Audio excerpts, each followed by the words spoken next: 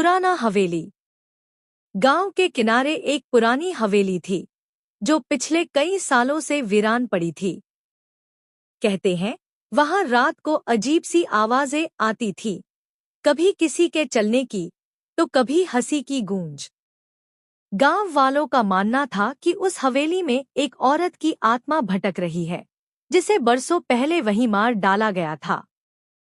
एक दिन शहर से आए 4 दोस्त रोहित, सीमा, अंश और प्रिया गांव घूमने आए। उन्हें जब हवेली की कहानी पता चली तो उन्होंने मजाक में वहां रात बिताने का प्लान बना लिया। रात के 12 बजे वे चारों टॉर्च लेकर हवेली के अंदर घुसे। शुरू में सब मजे कर रहे थे, वीडियो बना रहे थे, लेकिन धीरे धीरे माहौल बदलने लगा।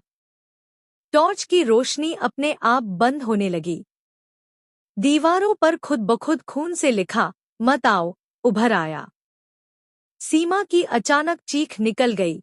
वो औरत, उसने देखा एक सफेद साड़ी में खून से लथपथ औरत सीढ़ियों पर खड़ी थी। उसकी आंखें सुर्ख लाल थीं और बाल बिखरे हुए। उसने धीरे धीरे कहना शुरू किया, "तुमने मेरी नींद क्यों तोड़ी?"